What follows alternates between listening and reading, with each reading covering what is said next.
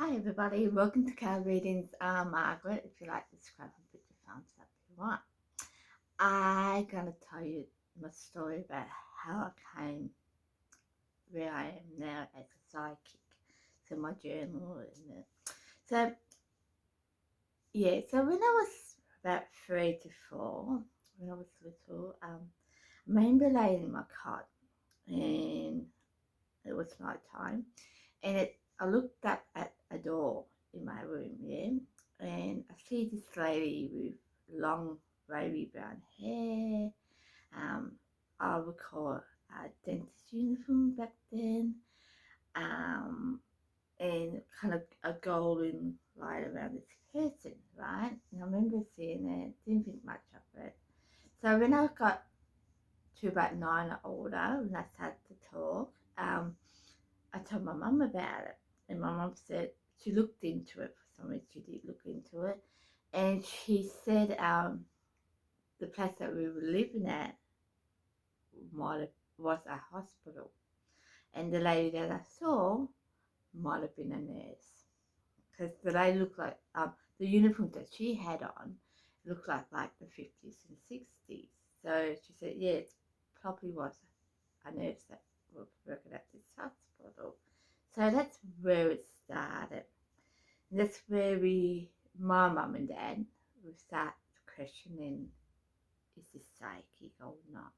And that's where it leads into the whole thing when that bit of it, where mum and dad would talk about it. I didn't listen to it. I was a typical kid, didn't want to listen to it.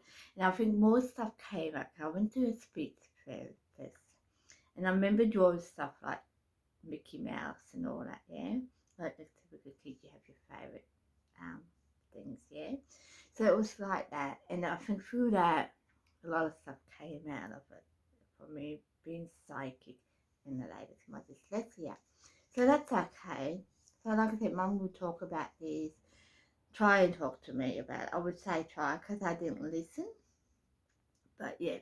So and she talked to people about it, and I remember going to a place in Orange, a high school, and we lived in a place called Morong. It was half an hour away from Orange, right?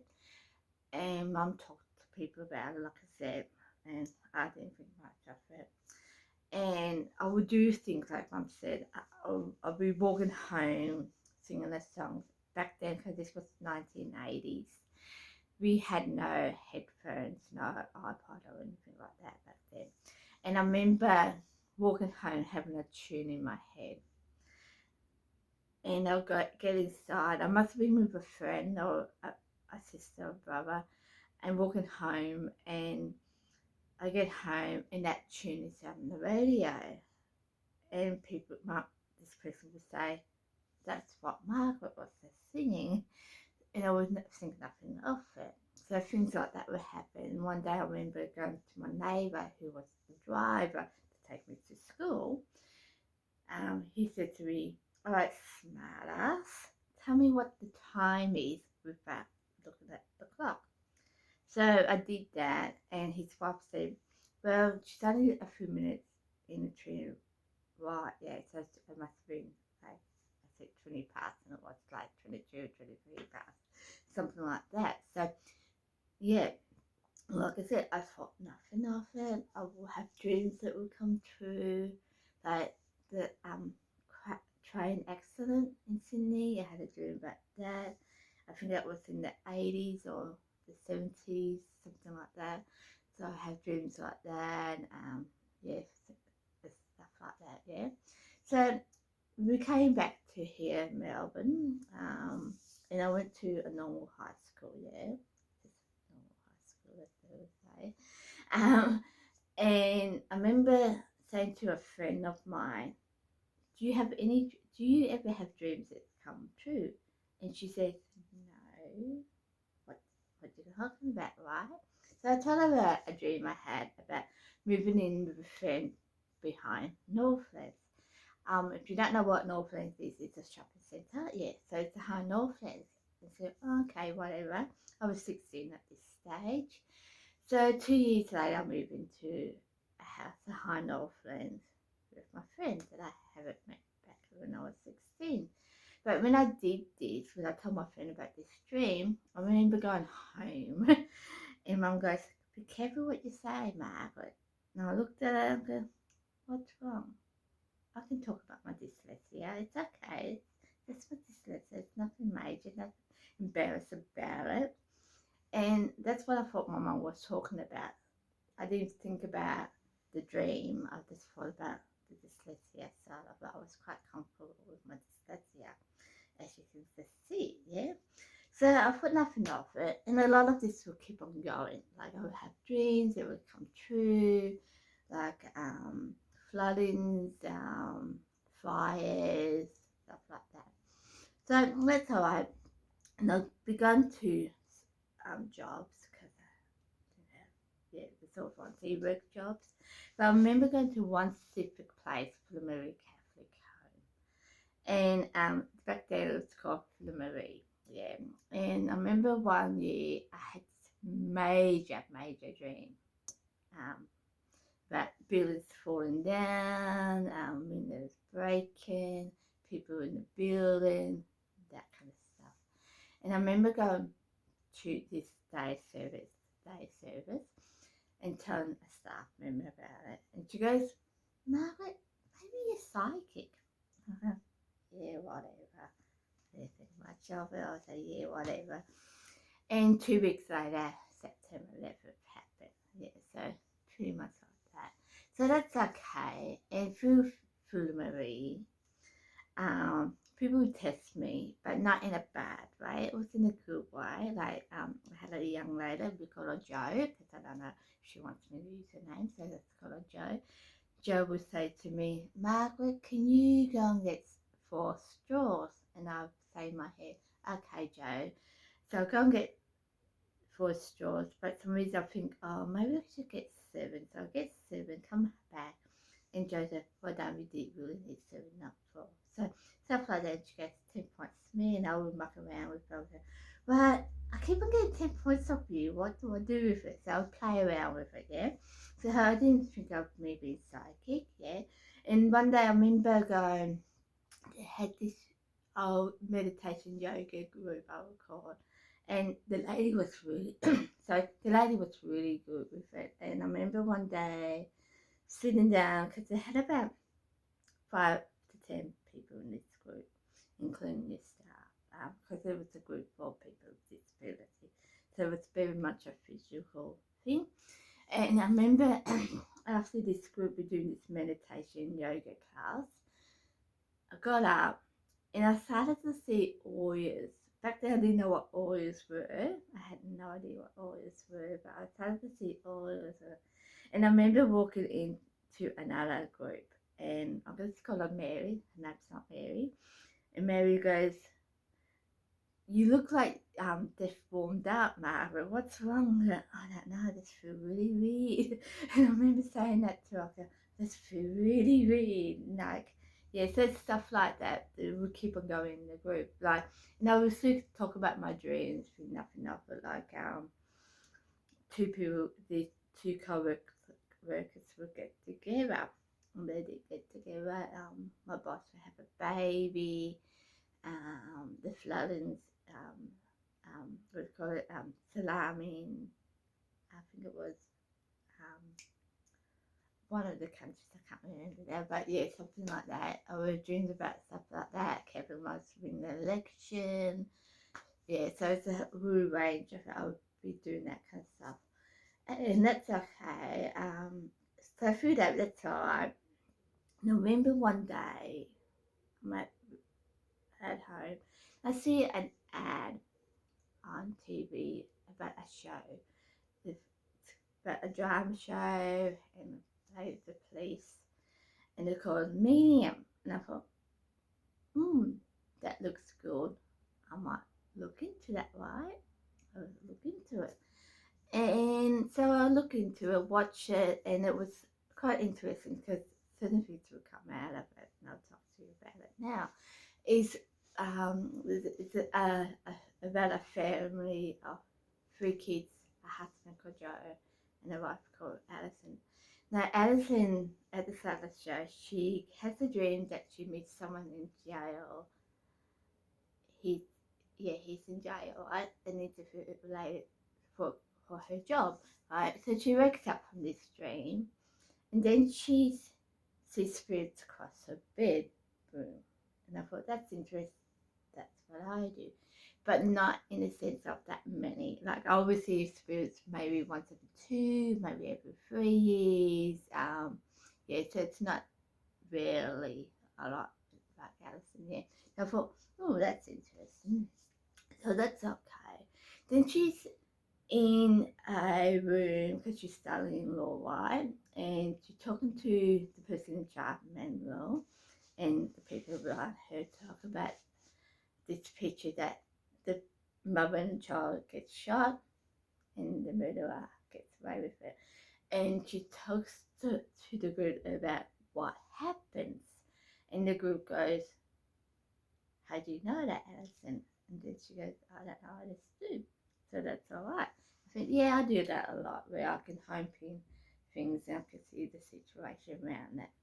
Not all good bad things like crime scenes. It could be someone that's having a baby or having a birthday, stuff like that, because they're not always bad. So that's okay. I thought that's interesting. I do that, yeah. Then she meets a guy.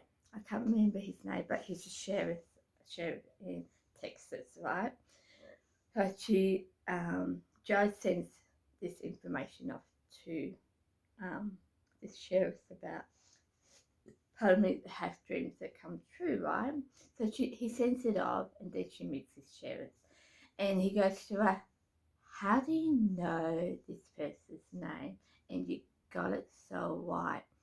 And she goes, I don't know. And he goes, and then at the end she goes, I had a dream about this guy, and it was on his letter. And he goes, okay. And I thought to myself, I do like a lot of that, where I can home pin things, remember things around it, yeah, kind of thing. So that's interesting. Well, I do that. Then he goes to her, okay, I'm going to give you 7 houses. One of them is a crime scene. So he goes to each 6, I think 5 or 6 of them, and all along she picks up stuff around these houses, but nothing related to the case, right? So she goes to the last house. She picks up the information and she sees the person who murdered this boy, sister in the house. And I thought, and she gets information from her, and I thought, but that's what I do. And then with the spirit, she works out this is what happened to the sister. So I thought, well, that's interesting, that's what I do. So I'll think about it, and I don't do much about it at this stage. But then in the second episode, there's a bit where Alison and this lady goes to another psychic, and this lady doesn't believe that believes in psychic. They're all hairy fairy kind of people. So she goes to this psychic. Alison's drawn this letter F, right? Drawn this letter F. Doesn't think much of it. So it doesn't think much of it. And the lady goes, the girl knows the town starts with an F. Yeah. And I thought, yeah, that's what I do. Like I could just home pin what this person's thinking or doing, yeah. And I remember in the same episode, she's on the phone with Joe, and Joe goes, okay, Alison, what am I doing now? And she goes, well, you're in the kitchen, in your shorts, clean the dishes. Exactly what Joe is doing. And I thought to myself, that's very interesting. So that leads in me to Google the word medium and see what it means. Went along with Alison's books and just got into that. So I went to about 3 to 5 psychics that I'm reading. And it's really interesting. None of them picked up on my dream or anything like that. All but one said, you're very intuitive. Now, at that stage, I wasn't quite what they meant from intuitive. I thought she meant intuitive, like you're quite older than you think you are, kind of stuff. You know, when you're young, you hear that word. Yeah. So I thought it meant that, but more I looked into it, it's psychic words where you pick up stuff and feel things. Yeah. So that's interesting. So that's where it started. So I started to go to a meditation class at a spiritual church. That's fine.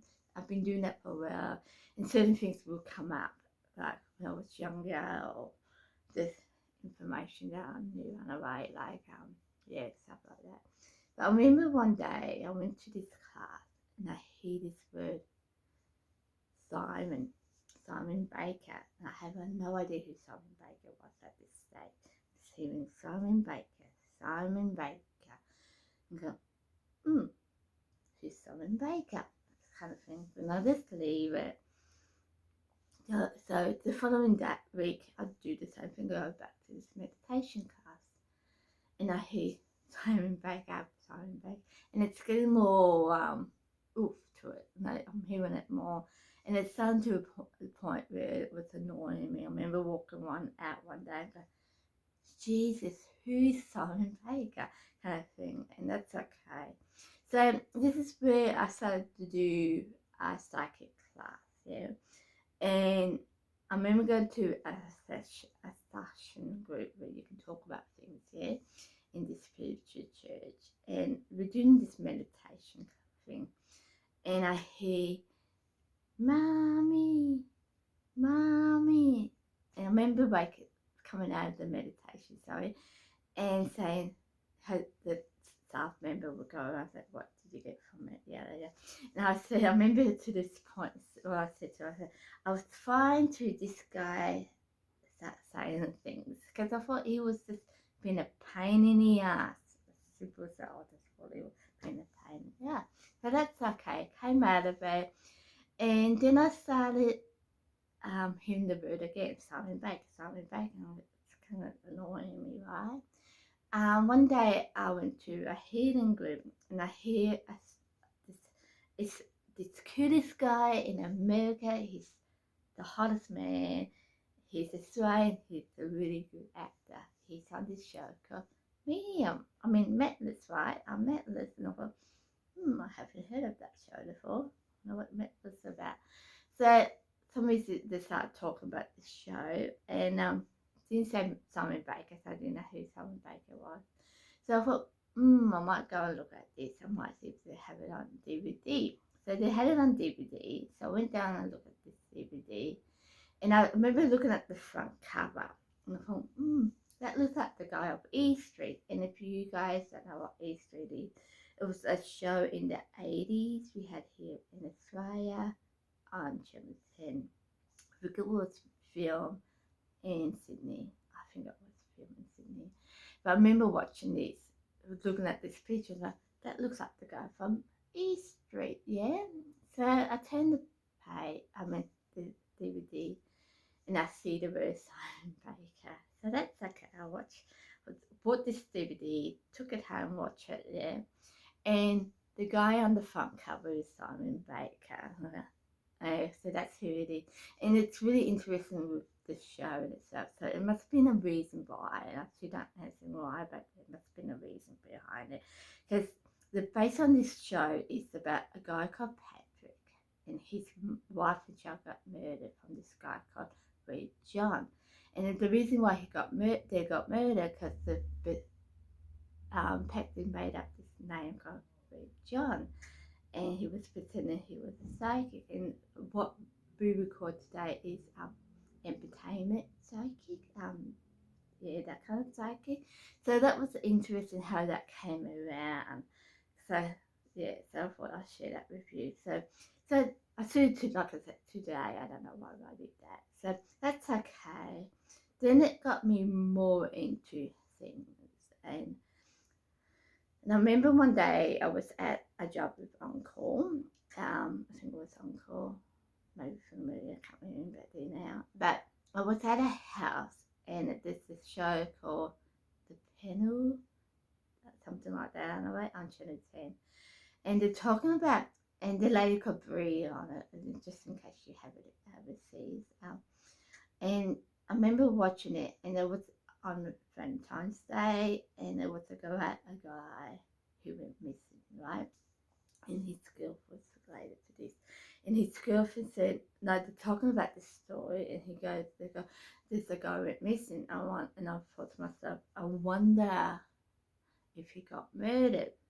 And what he got murdered. He did think he got murdered, right? Homicide is that the word I'm thinking of? Homicide. So that's okay. And then I thought to myself, I wonder if he knew the person. Then I hear on the news, they think he knew the person who took him. And I thought, oh, okay. And then there was another thing they said, and I can't remember, but it was like that, okay. And then to a point, I went home and I thought, oh, maybe try to home pin with what this is about. So I did that, but I didn't say anything about it. And so, but I felt a bit weird about not saying anything because I was picking up stuff. So I thought to myself, okay, next time something happens, maybe report it. Say, talk to someone about it. So that's okay. So I just left that.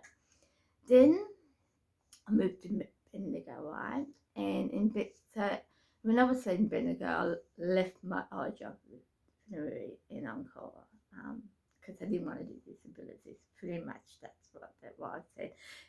It would cost me $60 to get to Melbourne to Bendigo and back to Bendigo, and I thought $60 it's too much when you just do 2 hour jobs, right? So I just left it, right? So, but then it made me think I wanted to do more with my car readings, and I wanted to do more with it. So I was been practicing doing readings, just practicing, just because I thought it'd be nice to do something with it. So I thought I'd do readings, right? So I've been doing that. So I come to Bendigo and I thought, oh, this is probably a perfect time to do it because I can home pin on things that I don't know anything about yet. I don't know anything about Bendigo.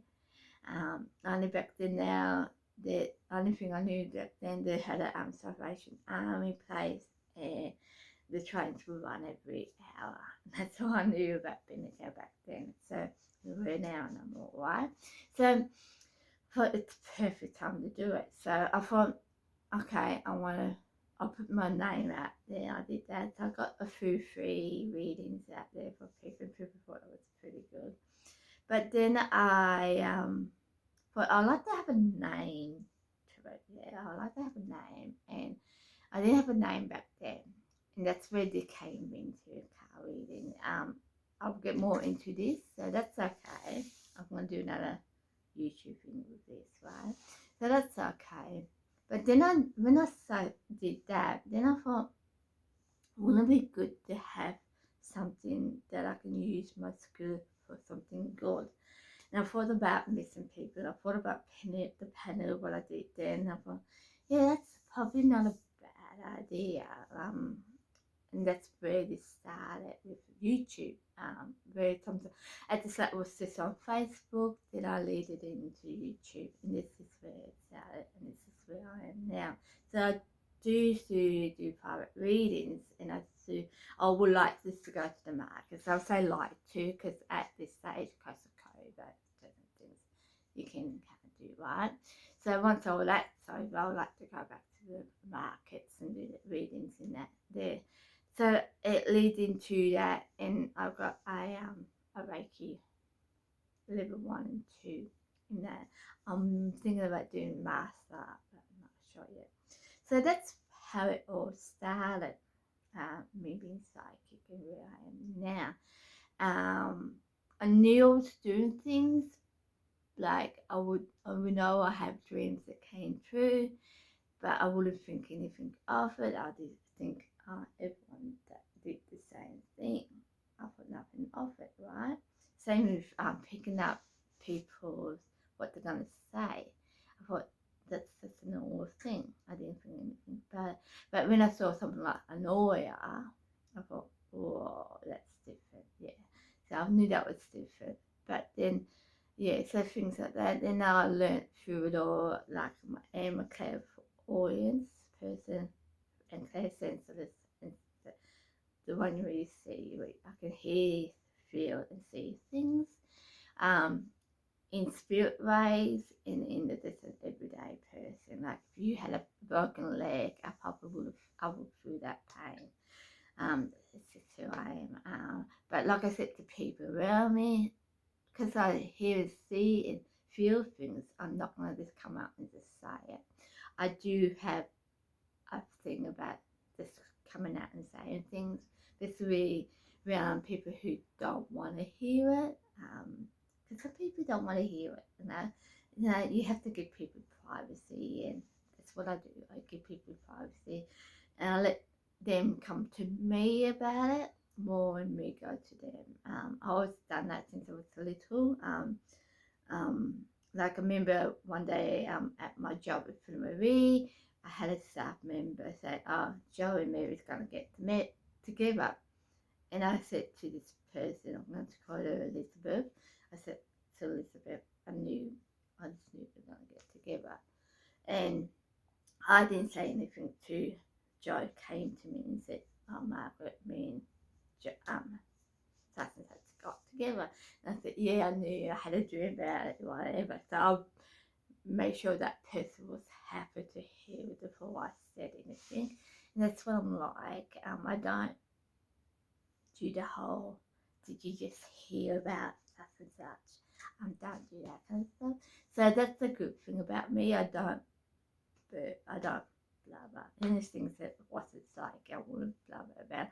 I have a sister who just blur everything out, and she's the thing with her. She's the wrong person to tell because I'm not going to say anything. So yeah, so that's how I am as a psychic, and that's how I started as a psychic. The more I do it, the more I talk to people, the more I learn. Yeah, yes and no to things. Like Alison, when I read Alison's book, I learned that she's as a real person, Alison, because her meaning's based on a person who does is a medium, but not everything around it's true. Like Alison in real life, she doesn't have dreams that come true, and I find that really, really interesting because that's what I do. I have dreams that come true. But Alison, the person who is really the real Alison, she has auras around people and she sees the actual colours around that person. I can't do that. I do see it in aura, but I don't see the colour around that person. She sees electrical things like lights not working and working stuff. I haven't had that issues, but saying that, I did have an issue with a hoist, and if you want to know what a hoist is, it's about someone who hops in the hoist to move them. I had an issue where the battery just went, I don't know if it went dead or what, but it just stopped, and no one knew what was wrong with it till we got another one. So maybe that, but things like oils and that, yeah, I don't know what that. I do know what they are, but I don't know what the colours means, and I don't see colours. So it's really interesting for me that the more I learn, the more I got. I post better, but I'm still learning. I mean, like I always said to myself, if I only listened to my mum and dad when I was younger, things would have been easier. But I didn't, like a typical kid, yeah. So that's pretty much what happened. It's my journal as being a psychic. Hope you like it. Feel free to share it. Yeah, and I see you for another YouTube channel thing. And thumbs up if you like, and subscribe if you want. See you next time. Bye.